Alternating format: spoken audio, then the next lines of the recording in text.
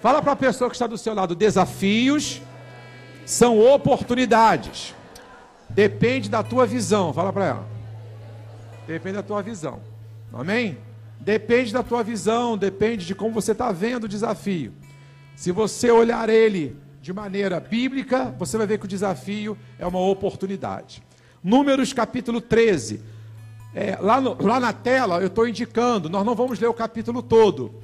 Números 13, de 1 a 3. Depois a gente salta lá para o versículo 17, vai ler de 17 a 21. Depois salta e lê de 25 a 33. Amém? Então, Números 13, todos acharam? Diga, graças a Deus. Quem não achou, fala, misericórdia. Meu Deus. Ajuda o irmão.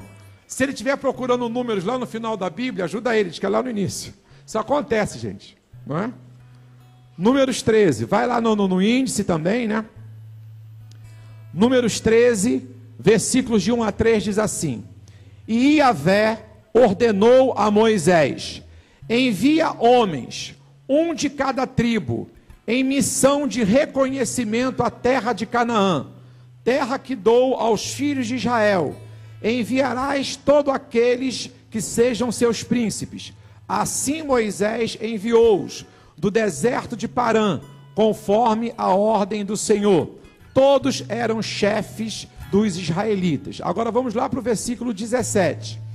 E Moisés enviou-os para verificar a terra de Canaã e lhes disse: subi pelo Neguebe, em seguida atravessai a região montanhosa.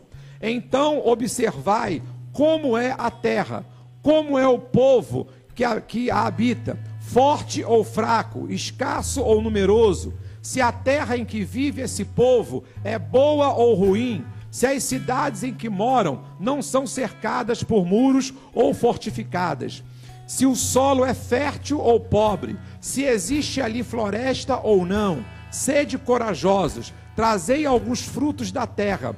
Era a época do início da colheita das primeiras uvas. Subiram eles para espiar a terra, desde o deserto de Zim até Reob, na direção de Levo-Amate, a entrada de Amate, até o 21. Agora vamos para o 25. Ao cabo de 40 dias, retornaram da exploração da terra. Vieram a Moisés, Arão e toda a comunidade de Israel em Cádiz, no deserto de Parã, onde prestaram relatório a eles e a toda a congregação ali reunida, e lhes apresentaram os frutos trazidos da terra.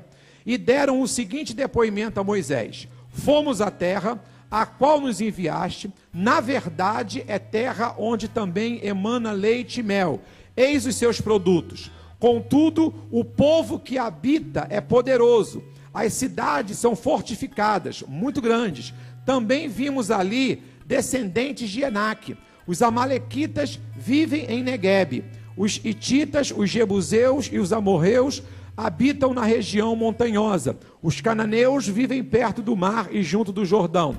Então Calebe fez calar o povo reunido diante de Moisés. Subamos e herdemo-la, disse ele. Em verdade temos a capacidade de conquistar essa terra.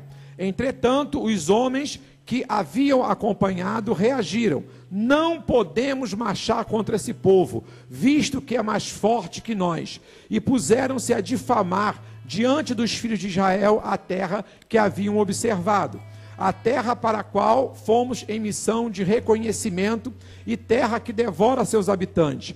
Todos aqueles que lá vimos são homens de grande estatura. Lá também vimos gigantes, os descendentes de Enaque, diante de quem parecíamos a nós e a eles gafanhotos. Esse texto, você talvez como eu, já deve ter ouvido assim umas trocentas mensagens nesse texto, né?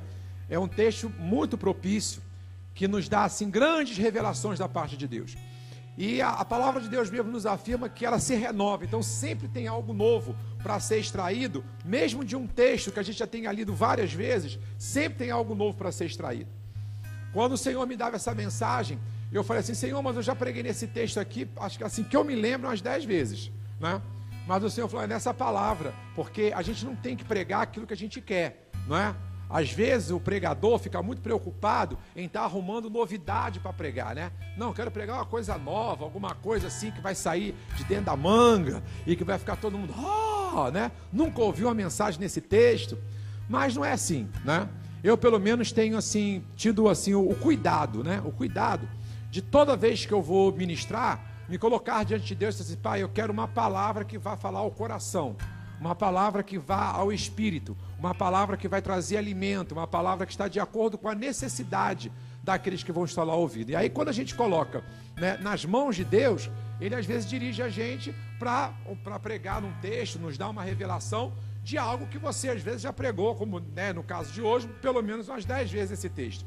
Mas eu creio que Deus tem algo muito especial para tratar com cada um de nós aqui nessa noite. Amém?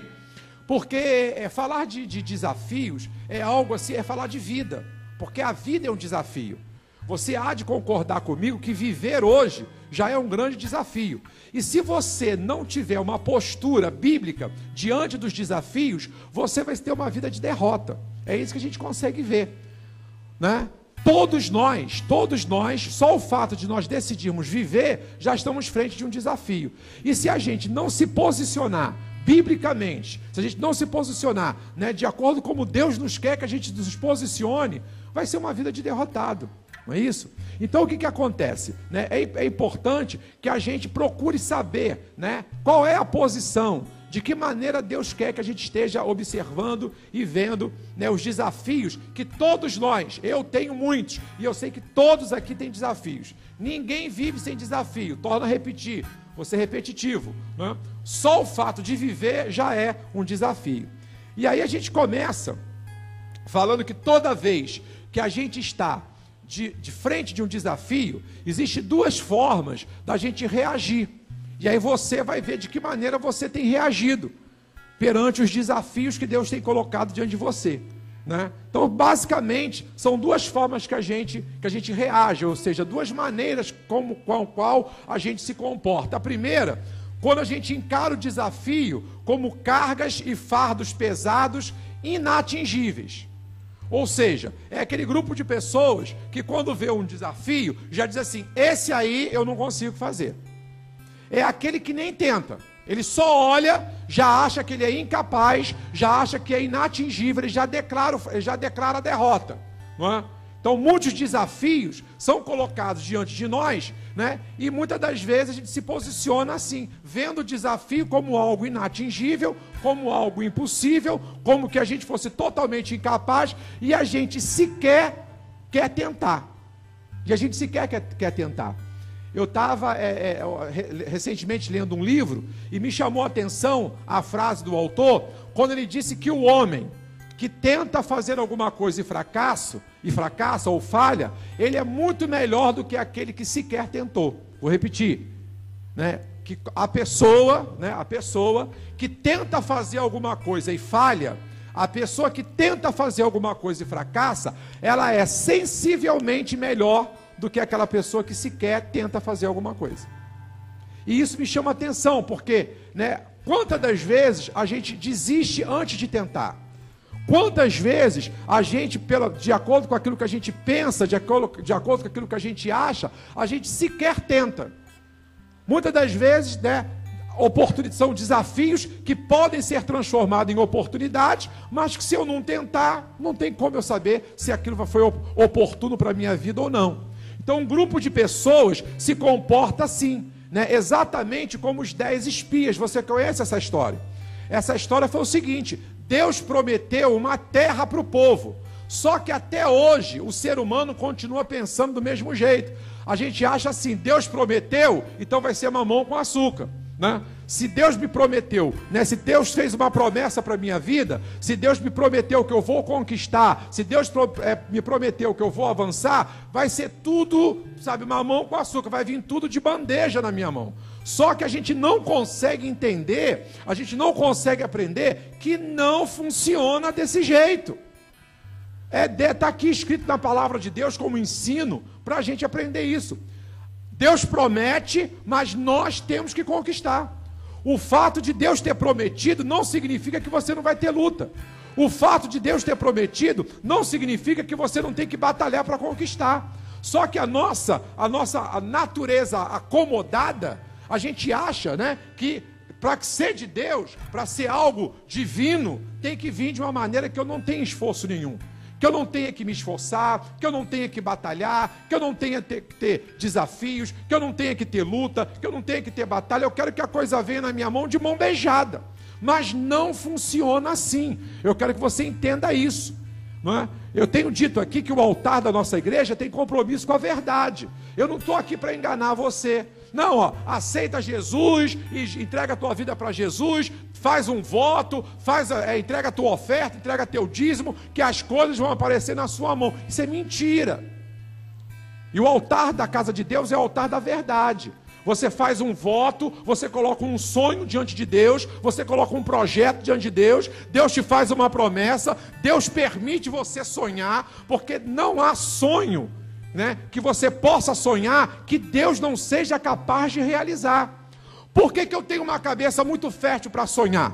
Porque não existe sonho que eu possa vir a sonhar que Deus não possa realizar. Por o sonho que eu quiser sonhar. Porque para Deus não há impossíveis. É assim que eu acredito em Deus. É assim que eu me relaciono com Deus. Eu creio num Deus do impossível. Eu creio num Deus de maravilha.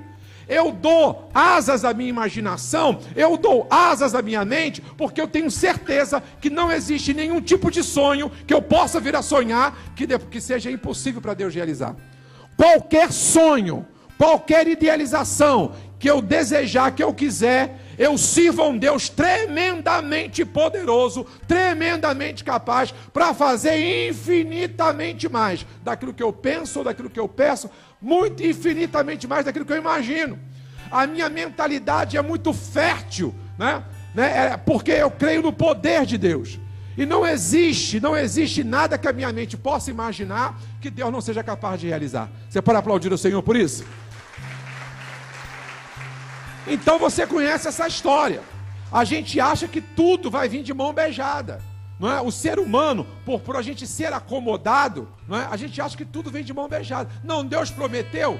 Eu já vi gente falando isso. Se você quer um sinal, se é de Deus, é quando a coisa acontece sem nenhum problema. Gente, eu nunca vi isso na Bíblia, gente. Vocês me desculpem a franqueza, eu nunca vi. Não, se você quer um sinal, se isso é de Deus, é só você. Se você conseguir, se a coisa fluir naturalmente para as tuas mãos, se vier para a tua mão sem problema nenhum, é porque é de Deus. Eu não vejo. Todos os homens e mulheres de Deus, tudo aquilo que foi conquistado, tudo aquilo que foi adquirido, tudo aquilo que foi alcançado por homens e mulheres de Deus na Bíblia, e homens e mulheres que convivem comigo nesse presente século, porque eu não sirvo um Deus que fez somente no passado, eu sirvo um Deus que continua fazendo.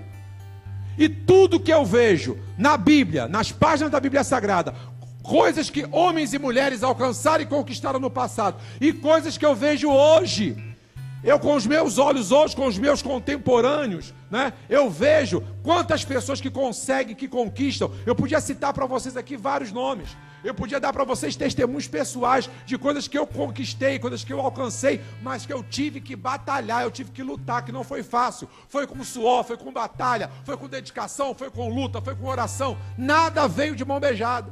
Eu não conheço nada na Bíblia Sagrada, eu não conheço conquista, eu não conheço aquisição, eu não conheço vitória nenhuma que tenha vindo para a mão de ninguém, nem no passado, nem no presente, que não tenha tido luta, que a pessoa não tivesse que enfrentar desafios, não é? E aqui o que acontece? A gente vê que a maioria das pessoas se comportam assim. O que Moisés fez? Olha, nós temos a promessa da terra prometida. Então o que Moisés fez? Ele pegou 12 pessoas, 12 homens, e mandou esses homens espiar a terra. Vocês vão lá espiar a terra. Porque era uma estratégia para Moisés. Vocês vão lá, espiam a terra que Deus falou que a gente vai conquistar. Vocês vão lá e me tragam um relatório dessa terra. Dos 12 que foram lá espiar a terra, 10, a maioria... Quantos aqui acreditam que a voz da maioria é a voz de Deus? Quantos acreditam nisso? Não dá para acreditar nisso, né, gente? A voz do povo é a voz de Deus, não vai nessa não. A maioria vamos resolver pela maioria, porque o que a maioria decide não é assim não.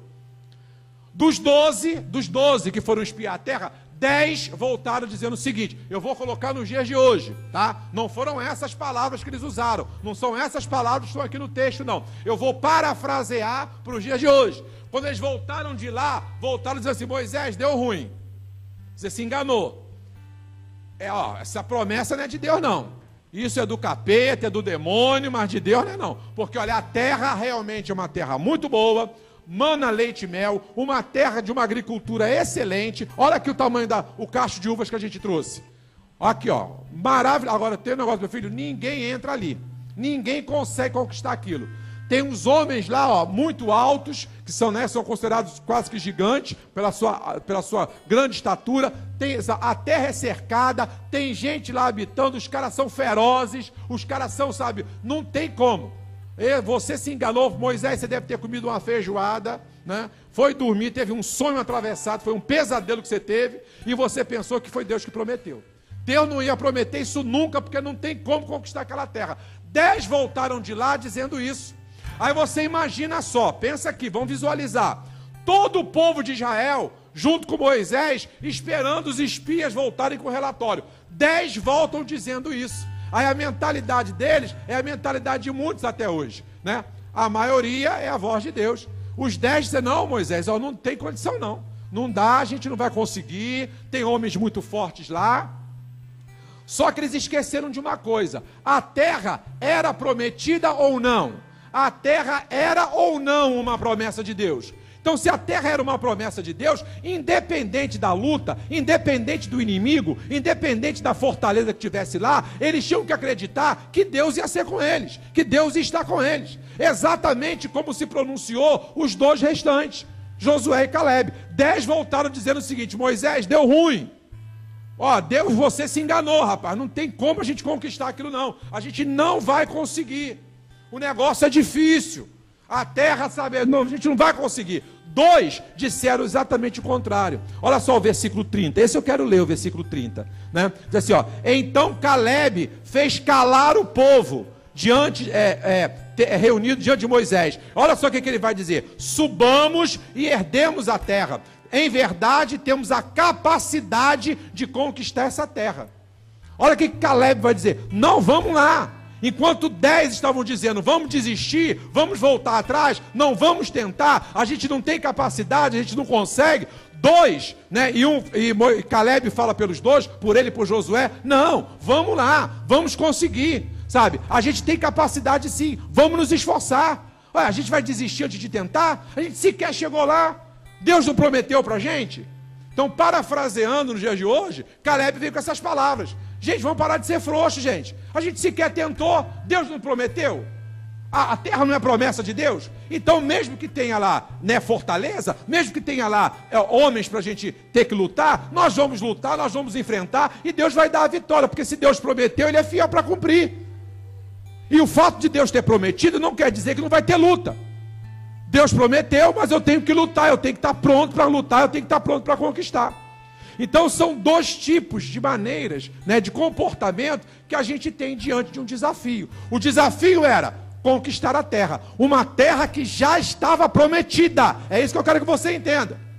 Conquistar uma terra que já estava prometida. A promessa de Deus sobre a tua vida já foi liberada. A promessa de Deus sobre a sua vida, vou repetir, vou ser redundante. A promessa de Deus sobre a tua vida já foi prometida. Agora você tem que conquistar. Não vai vir de mão beijada. Ah, pastor, mas eu tenho um desafio. Então você vai reagir de 2 formas. Ou você reage feito os 10, ó, deu ruim, não vou, não tenho capacidade, não acredito que Deus possa ser comigo, não acredito que Deus possa me ajudar, não vou. Ou você se comporta dessa maneira fria, cética, indiferente, ou você toma a posição de Josué e Caleb. Não, vamos lá, porque a gente tem capacidade sim, Deus prometeu, a gente vai lutar e a gente vai conseguir, porque Deus está nesse negócio. É de uma forma ou de outra. Toda vez que um desafio for colocado na sua frente, você vai se comportar ou de uma maneira se acovardando, ou você vai se colocar de uma maneira em que você vai em frente, que você vai confiar e que você vai ver o desafio como uma oportunidade. Então são duas formas que você reage ao desafio. Ou você vê o desafio como um fardo pesado, inatingível, onde você não tem capacidade, ou você vê o desafio como uma oportunidade. Amém? Agora, aqui é que está a questão. Por que que alguns veem cargas inatingíveis e não oportunidades? Por que que algumas pessoas, diante dos desafios que são colocados diante dela, elas, ao invés de olharem como uma oportunidade, como algo desafiador, para que ela possa tentar, pelo menos ter a predisposição de tentar, por que que algumas pessoas sequer querem ter a predisposição de tentar e já declaram logo que é uma carga pesada, um fardo pesado, e que é impossível, que é inatingível? É isso que a gente vai ver um pouquinho. Olha o que coloca aqui. E aí você vai me acompanhando. Então, por quê?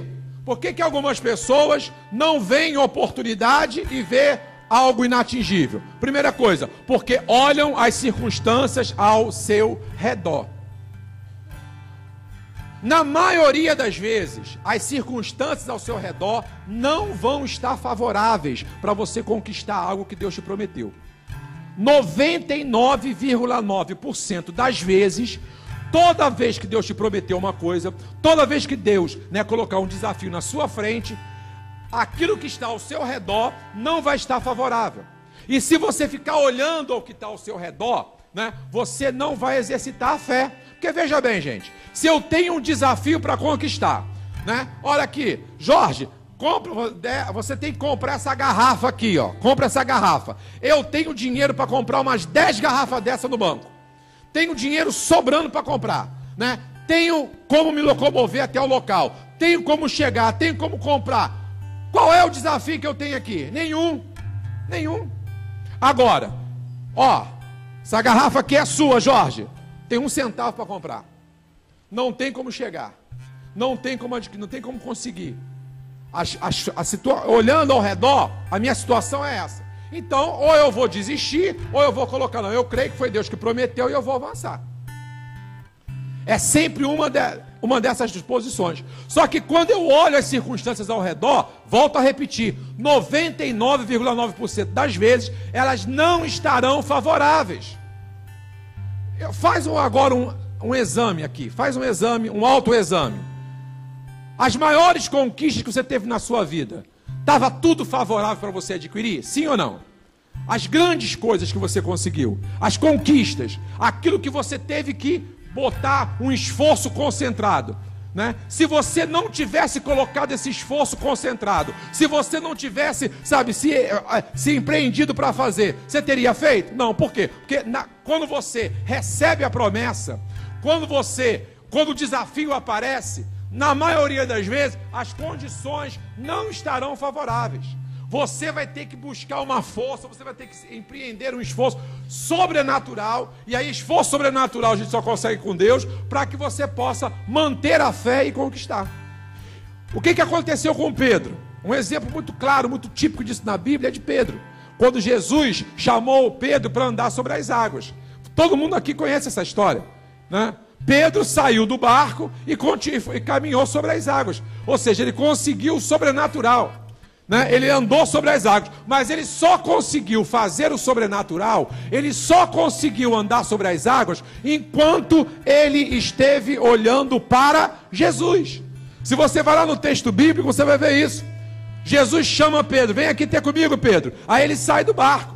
Os outros discípulos não saíram, mas Pedro sai. Pedro sai e começa a andar sobre as águas. Enquanto os olhos dele, enquanto o foco dele estava em Jesus, ele caminhou sobre as águas tranquilamente, sem nenhum problema. Ele caminhou sobre as águas como Jesus veio caminhando. Pedro fez a mesma coisa. Ele foi caminhando, mas chegou uma hora que ele deixou de olhar para Jesus e ele começou a olhar o vento. A Bíblia diz que ele começou a prestar atenção no vento, ele começou a prestar atenção na tempestade, ele começou de repente os raios, os relâmpagos, ele começou a prestar atenção, ele parou de olhar para Jesus, de onde podia vir fé, de onde estava vindo a fé, para ele continuar caminhando. Porque, meu querido, a gente só continua caminhando na direção do sobrenatural se nós estivermos olhando para Jesus. Se você começar a olhar para as circunstâncias, como Pedro, você desiste. Enquanto Pedro estava olhando para Jesus, ele conseguiu caminhar numa boa. Mas quando ele começou a prestar atenção no vento, quando ele começou a prestar atenção na tempestade, quando ele começou a prestar atenção nas ondas, a palavra de Deus, a Bíblia, diz para a gente que ele começou a afundar. É sempre assim, porque as condições, elas nunca são favoráveis para que o milagre aconteça. Para o milagre acontecer, você não pode ficar preso às circunstâncias. Você não pode estar preso ao que está ao seu redor. Para que o milagre aconteça, para que você consiga, sabe, empreender a força necessária para você conseguir, para você conquistar, é necessário que você esteja olhando para Jesus. Porque é de lá que vem a força, é de lá que vem a nossa renovação de fé. Você pode aplaudir o Senhor? E aí eu coloco ali, ó, muitas vezes, nossos olhos são os maiores inimigos da fé. Na maioria das vezes, nossos olhos são inimigos da fé. Porque quando você começa a olhar as circunstâncias, né, aquilo que você está olhando com os seus olhos da carne, começa a matar a sua fé, começa a aniquilar a sua fé. Então comece a não dar tanta importância. Você que tem um desafio, você que tem algo para conquistar, você que tem metas, você que tem sonhos, você que tem projetos de Deus na sua vida, comece a dar menos confiança àquilo que você está vendo. E comece a dar maior confiança ao foco que deve ser sempre na pessoa bendita de Jesus. Amém? Olha aí a segunda coisa. Então a primeira coisa é por questão das... está olhando as circunstâncias. Segundo, por causa de lembranças de experiências fracassadas. Tem gente que está paralisado. Eu quero que você entenda que o medo, a mentalidade escrava, ela paralisa você. Eu conheço pessoas que estão há 5, 6 anos paralisadas. Como, pastor? Paralisadas. Então, não estão imóveis, não, mas não estão fazendo nada na vida. Não estão conseguindo dar um itinerário na vida. Não estão conseguindo dar um rumo na vida. Por quê? Porque sofreram uma experiência de fracasso, sofreram uma experiência ruim, estão presas dessas experiências e não conseguem tentar nada novo. Os anos estão se passando e a pessoa não consegue tentar nada novo. Porque ela está com a mente dela presa naquilo que deu errado. E ela acha que qualquer coisa que ela fizer vai dar errado de novo. Qualquer coisa que ela tentar, vai dar errado de novo. Qualquer iniciativa vai dar errado de novo. E porque ela sofreu um trauma psicológico, sofreu um trauma emocional, e ela está presa a essa experiência negativa, está presa a essa experiência desastrosa. Tem gente que não tem jeito. Tem gente que tem que procurar psicólogo, tem gente que tem que procurar psicanalista, para poder fazer terapia, para poder tirar isso da mente, porque a mente está totalmente bloqueada. Não é? Por isso, quando eu falei aqui da pastora Alzira, e conheço muitos homens e mulheres de Deus, que com a psicologia, com a psicanálise, tem ajudado muita gente, porque tem gente bloqueada, a mente bloqueou, o tempo está passando e a pessoa não consegue dar um rumo na vida, não consegue dar uma direção na vida. E aí você vai fazer uma investigação, é por quê? Por causa de um trauma, de uma experiência negativa que passou. Ah, não, eu passei por um processo de falência, ou eu passei por um relacionamento que não deu certo, passei por uma traição, passei uma sociedade que não deu certo, e aí você fica com essas experiências, isso trava você, você paralisa, o tempo vai passando e você fica paralisado sem tentar nada novo por causa desse trauma. Então tem gente assim, ó, por causa de lembrança de experiências fracassadas, não conseguem de maneira nenhuma ver um desafio como oportunidade. Aquilo que passou, você viveu o fracasso, então você não significa dizer que esse desafio novamente vai ser um fracasso. Você tem que tentar, você tem que se lançar para poder ver. Muita coisa, gente, olha só, eu coloquei ali, ó, muita coisa mudaria em nossas vidas se apagássemos as lembranças negativas. Se você pudesse pegar uma borracha e apagar da sua mente as lembranças negativas, você seria uma pessoa muito melhor, eu seria uma pessoa muito melhor. Nós temos que ter esse autocontrole mental, esse autocontrole emocional, de não deixar que as nossas emoções, as nossas experiências, né, que todos nós aqui tivemos experiências de fracasso.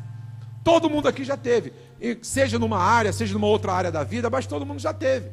Todo mundo aqui já teve experiências de fracasso, alguma coisa que você tentou que não deu certo, uma sociedade, uma empresa, um emprego, não é? Um relacionamento. Todo mundo já passou por experiência de fracasso. Aí porque você passou por essa experiência, acabou a tua vida? Então é o quê? Vamos sepultar você? Vamos enterrar você vivo? Vamos fazer teu velório? Vamos fazer teu sepultamento?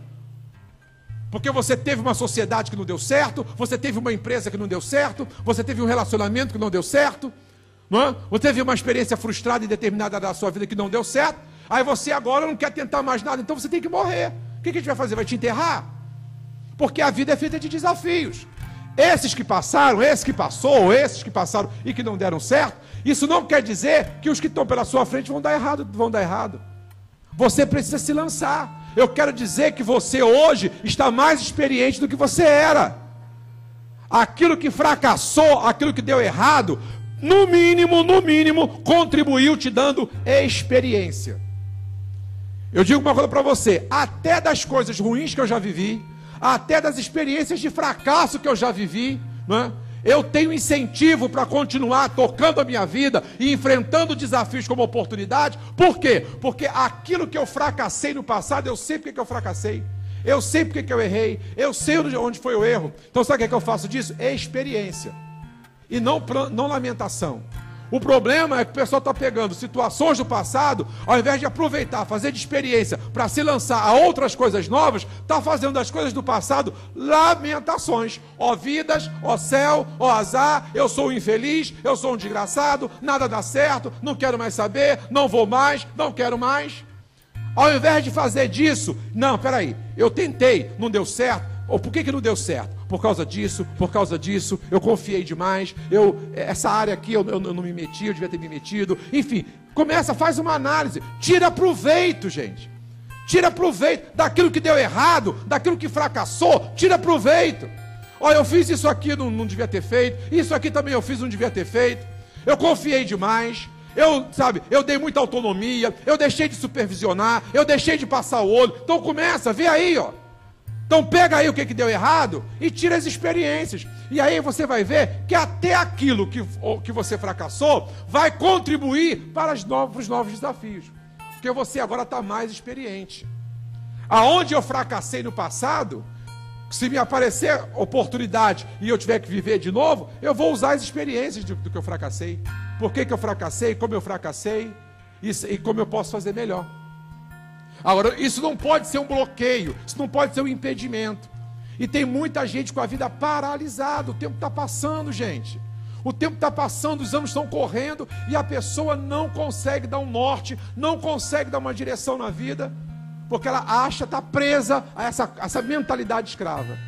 Muita coisa mudaria em nossas vidas se apagássemos as lembranças negativas. O que aconteceu com esse povo? Foram escravos no Egito e conservavam a síndrome do sofrimento escravo. Era isso. Olha, o que os 10 pensaram? Sabe o que vai acontecer? A gente vai entrar na terra prometida, já tem gente lá, a gente vai voltar a ser escravo. Sabe aquela coisa de não conseguir, né, se libertar? Não é? E eu sempre digo que tirar o povo do Egito foi fácil para Deus. Foi fácil. Faraó endureceu o coração, vocês conhecem a história. Faraó endureceu o coração, aí Deus enviou 10 pragas, até que na 10ª praga o coração de Faraó quebrou, né? Quando os primogênitos do Egito foram mortos, aí o coração de Faraó quebrou, ele deixou o povo ir. Então, ou seja, para Deus foi fácil tirar o povo do Egito. Agora, tirar o Egito de dentro do povo, não foi brincadeira. O povo saiu do Egito, só que saiu com o Egito dentro deles. Sabe o que representa o Egito? A mentalidade de escravo, a cabeça de escravo. Já não eram mais escravos, mas tinham cabeça de escravo. Quanta gente às vezes está vivendo assim? Não é mais escravo, mas tem cabeça de escravo. Deus colocou você, Deus te deu oportunidade, Deus lançou você, Deus tirou você de uma situação que você estava sendo escravizado, uma situação que você estava sendo oprimido. Aí Ele tirou você dessa situação, mas a tua cabeça continua escrava, a tua cabeça continua oprimida. E o povo estava assim. Quando eles chegaram lá, que eles viram, eles voltaram a Moisés, deu ruim, Moisés. A terra que a gente viu já está ocupada, a terra que a gente viu já tem gente lá. Deus falou que a gente vai conquistar, mas a gente não tem condição de lutar com aquelas pessoas. Nós não somos nada, nós somos uns gafanhotos. Olha só, eles se declararam como insetos, gente. Se você se acha que é um inseto, imagina os outros. Porque eu sempre digo isso. Os outros acharem que você é um inseto, os outros acharem que você não é capaz, isso não muda nada na tua vida. Sabe o que muda na tua vida? É quando você começar a achar que você é um inseto. Quando você começar a achar que você é incapaz. No último versículo diz isso. Nós, olha o que esses 10 falam. Nós éramos, aos olhos deles e não nos nossos. Quer dizer, não era só na visão do inimigo. Na visão do inimigo e na nossa visão, nós somos como gafanhotos. Então, ou seja, eles tinham essa leitura também de pequenez, de miserabilidade sobre eles. E aí como? Como é que você pode se lançar um desafio se você mesmo tem uma leitura negativa a seu respeito? Se você se acha incapaz? A mente de escravo. Eles voltaram de lá e disseram para Moisés: Moisés, a gente não vai conseguir não, Moisés. A terra está lá, sabe? Deus falou que a gente vai conquistar, a gente não tem condição de lutar. Tá? Afinal de contas, a gente foi escravo no Egito. Enfim, a mentalidade de incapacidade. A síndrome do sofrimento escravo. Então, muitas das vezes, essa síndrome está com a gente. A síndrome de experiências negativas. A síndrome de coisas experiências frustrantes do passado. Fica a síndrome e a gente não consegue avançar, a gente não consegue progredir. Olha aí, a terceira coisa, também que mostra por que eles não conseguiam ver, né, o desafio como uma oportunidade. Porque por pensarem e sentirem que o pior poderá acontecer. Tem gente que é pessimista de carteirinha. Vocês conhecem gente assim ou só eu? Quem conhece? Levanta a mão. Ah, que bom, pensei que era só eu. Tem gente que é pessimista de carteirinha. Tem gente que você não acabou de falar, já está dizendo que vai dar errado. Você não acabou de falar, já está dizendo que não vai dar certo. Ah, não vai dar certo. Isso aí, ó, eu já vi, ó. Aí a pessoa tira lá do baú um monte de história. Porque todo mundo tem história para contar, não é? Aí você vai compartilhar. Rapaz, eu já vi isso não dar certo, não. Fulano tentou, não deu certo. Aí cita para você uns 10 nomes. Porque tem gente que é pessimista de carteirinha. E o que é perigoso nisso é quando você é uma pessoa influenciável. Quando você é uma pessoa influenciável, você, né, e passivo a receber influências negativas, você pode ser contaminado com uma influência negativa. Nessa ocasião aqui aconteceu isso com o povo. O povo não foi influenciado por Caleb e Josué. O povo foi influenciado pelos 10. Eles foram andar mais 40 anos no deserto por causa disso. Sabe por causa de quê? Eles estavam pertinho de entrar na terra prometida. Foram caminhar 40 anos no deserto, por quê? Porque eles foram influenciados pelos pessimistas. Você consegue? Você é facilmente influenciado por um pessimista? Você é facilmente influenciado por uma notícia negativa? Porque por pensarem e sentirem que o pior pode acontecer. Quando você tem isso impresso no teu espírito, ou quando alguém te influencia, né, com pessimismo, né, é uma mentalidade escrava, que não pensa que é possível. A mentalidade escrava, nada é possível para o escravo. Se o escravo pedir assim: eu quero fazer isso, não pode. Eu quero comer isso, não pode. Eu quero ir a tal lugar, não pode. O escravo não pode nada. Então a mentalidade escrava é exatamente uma mentalidade assim, que pensa que não pode fazer nada, que não pode nada. Eu não posso nada. Não posso nada. Eu não posso conquistar, eu não posso lutar, eu não tenho capacidade para vencer, eu não tenho capacidade para estudar, eu não tenho capacidade para fazer um curso, eu não tenho capacidade para pregar, eu não tenho capacidade para abrir uma célula, eu não tenho capacidade para evangelizar. A gente está aí, ó, num desafio da campanha O3M. Ah, não, eu não consigo evangelizar. Ah, eu não consigo chamar ninguém. Eu não consigo orar por ninguém. Eu sou muito tímido. Eu não consigo ligar para ninguém e falar que estou orando por ela. E, sabe, eu não consigo. Tem gente que não consegue, porque ela já se autodetermina assim. A pessoa se autodetermina. Eu não consigo, eu não posso. É a mentalidade escrava. Por quê? Porque o escravo não pode nada. O escravo não pode sair, o escravo não pode fazer o que ele quer, o escravo não tem gosto pessoal, o escravo só pode fazer aquilo que o seu dono permite, aquilo que o algoz permite. Então uma mentalidade escrava não pensa que é possível. Muitos fracassam por conta daquilo que estão pensando e sentindo. Ao invés de você se guiar pela fé, você fica se guiando por aquilo que você está pensando ou sentindo. Eu quero dizer para vocês que muitas das vezes, né, eu tenho que pegar a minha fé e fazer com que a minha fé possa empurrar aquilo que muitas das vezes eu penso ou eu estou sentindo. Eu tenho um desafio, algo é colocado diante de mim, eu tenho que pegar a minha fé e fazer com que a minha fé empurre o que eu penso ou o que eu sinto. Porque na maioria das vezes, né, por causa da nossa natureza contaminada pelo pecado, a natureza humana, minha e a sua, é uma natureza contaminada pelo pecado. E aí na maioria das vezes eu penso assim, não, isso aí não é para tentar, não é para fazer. Então a fé, ela tem que sufocar muitas das vezes, para que eu possa realizar, e eu posso dizer para vocês, que muitas coisas que eu consegui realizar, foi porque a minha fé sufocou o que eu estava pensando e sentindo inicialmente. Muitas vezes o que você está pensando e sentindo inicialmente, tem que ser sufocado pela sua fé. E por último, porque não querem deixar a zona de conforto. Isso aqui, gente, é uma situação que 99% dos pessimistas se encaixam. 99% das pessoas que veem desafio como algo inatingível, que vê desafio como algo impossível de conseguir, que não consegue ver desafio como oportunidade, 99% é por causa disso. Não quero sair da zona de conforto. Para que sair da zona de conforto? Uma situação que a gente está vivendo aqui na ICERT. Por que construir um templo novo se a gente tem um templo aqui construído? Esse templo é tão bom, pastor. Ar-condicionado, ventilador, equipamento de som, tudo. Para que construir um templo novo? Para que fazer um templo novo? Para que essa trabalheira? Não é?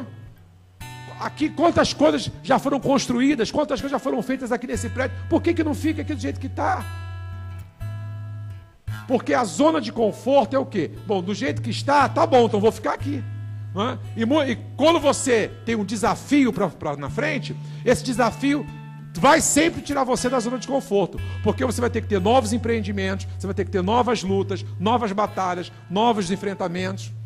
Então todo desafio novo gera novo empreendimento, gera nova luta, gera novas batalhas. E aí você que já está confortavelmente instalado, por que eu vou sair? Só que aí é o seguinte, é uma questão também de escolha. Você fica na zona de conforto do jeito que você está e esquece crescimento. Esquece crescimento. Esquece progressão. Esquece. Né? Não, eu vou ficar aqui, ó, instalado na minha zona de conforto. Né? Eu já consegui. Até aqui eu vim e vou ficar instalado aqui. Então você que faz essa opção, você fica na zona de conforto e acabou a tua vida. Você não adianta aparecer novos desafios, você não cresce mais, você não progride mais. Você não avança mais porque você se acomodou na zona de conforto. Agora, se você é alguém que ainda tem no Senhor desejo de crescer, desejo de ampliar, desejo de avançar, não, aqui tá bom, até aqui eu consegui, até aqui eu vim, mas eu ainda posso em Deus fazer mais. Eu ainda posso em Deus contribuir mais. Eu posso fazer no Senhor ainda mais. Você pode aplaudir o Senhor?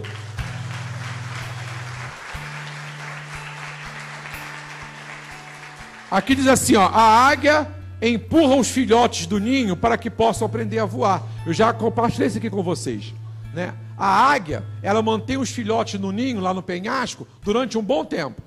Durante um bom tempo, a águia, depois que ela põe os ovos, depois que nascem os filhotes, ela leva no bico, ela leva comida no bico, nas garras, ela leva comida para o filhote lá no penhasco, porque o ninho da águia é sempre muito alto.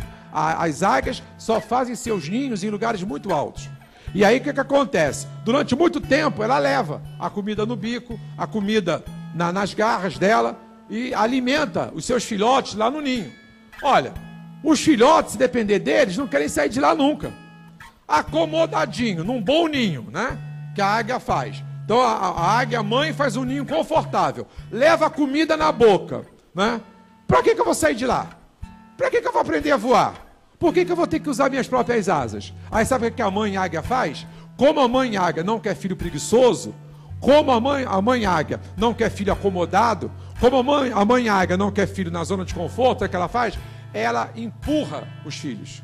Ela empurra, alguém pode pensar, poxa, mas isso aí, pastor, não é de uma desumanidade da águia fazer uma coisa dessa? Não, ela está fazendo um bem para os seus filhotes. Porque se ela não empurrar os filhotes, eles não vão aprender a voar. Se ela não empurrar os filhotes, eles não vão aprender a andar com as próprias pernas. Se não empurrar os filhotes, né, eles não vão ser uma águia. Vão ficar lá eternamente lá naquele ninho recebendo comida na boca. Aí o que a mãe águia faz? O instinto animal, sábio. Ela empurra e ela desfaz, ela acaba com o ninho. Ela com as unhas dela, com as garras, ela desfaz o ninho, que é para os filhotes não voltarem para lá. Que é para os filhotes começarem a voar e procurar suas moradas nas rochas, suas moradas no penhasco. Então, a águia empurra os filhotes do ninho para que possam aprender a voar. Deus nos leva ao crescimento. Imprime isso no teu espírito nessa noite. Você quer crescer em Deus, você não vai crescer em zona de conforto. Você que tem a mentalidade de crescer, de ser de algo mais para Deus, algo mais para sua casa, algo mais para sua família, se você deseja isso, não vai ser dentro de um ninho confortável. Deus vai te empurrar do ninho. Avisa para o irmão, Deus vai te empurrar do ninho. Deus não vai permitir que você fique acomodado no ninho. Deus vai te empurrar do ninho. E Deus não faz isso porque Ele é um Deus cruel, não. Muito pelo contrário. Ele faz isso porque Ele é um Deus amoroso, porque Ele te ama. Ele te deu capacidade, gente. A gente não usa quase nada do nosso cérebro. Os cientistas falam isso. A gente não usa quase nada. Então por isso que muitas das vezes Deus usa isso, ó. Deus nos leva ao crescimento através dos desafios que Ele põe diante de nós. Você quer crescer em Deus? Você quer crescer como pessoa? Quer crescer como cristão? Quer crescer como chefe de família, como pai de família, como homem, como mulher? Você quer crescer? Deus vai levar você ao crescimento colocando desafios. Essa é a didática de Deus. Essa é a estratégia de Deus. Não existe outra. Agora, se você não quiser crescer, para aí até onde você chegou. Para onde você chegou, fica na sua mediocridade, fica aí na sua zona de conforto e não almeja mais nada. Agora, se você deseja em Deus crescer, se você em Deus almeja coisas melhores para você, para a sua família, para a sua comunidade, para a sua igreja, né, para o seu ministério, você tem que começar a olhar os desafios como oportunidade. Deus nos leva ao crescimento através dos desafios que Ele põe diante de nós. Essa é a didática de Deus. Quando você vê um desafio, é uma oportunidade que Deus está me dando para eu crescer. Eu não vou ver o desafio como algo inatingível. Eu não vou ver o desafio como algo impossível. Eu vou ver o desafio como uma oportunidade que Deus está me dando para eu crescer. E por que Deus quer que você cresça? Porque Deus tem um projeto de abençoar outras pessoas através da sua vida. Deus quer que você cresça, Deus quer que você prospere, porque tem gente que vai ser abençoado através do seu crescimento. Não é só seus filhos, não somente seus parentes, não é somente sua família. Através do seu crescimento, outras pessoas serão abençoadas. Porque o projeto de Deus não é um projeto egoísta. O projeto de Deus não é um projeto pessoal. O projeto de Deus é um projeto universal. E muitas das vezes Ele prospera você, Ele cresce você, né? Ele faz você alcançar, porque Ele sabe que através de você vai ser veículo para chegar uma outra pessoa, para abençoar outras pessoas. Então essa é a didática de Deus. Não existe outra. Você lê a Bíblia, Antigo Testamento, Novo Testamento, senta com pessoas que vivem hoje, homens e mulheres de Deus, que vivem hoje, né? Não precisa, além daqueles que estão na Bíblia como referência para nós, pega homens e mulheres de hoje, conversa com eles. Como é que você conseguiu? Como é que você conquistou? Como é que você chegou onde você chegou? Como é que você conseguiu alcançar isso? Todos eles vão ter um testemunho de um grande desafio que tiveram que enfrentar. Porque essa é a didática de Deus. Essa é a estratégia de Deus. Amém? Vamos ficar de pé. O Ministério de Louvor pode se aproximar.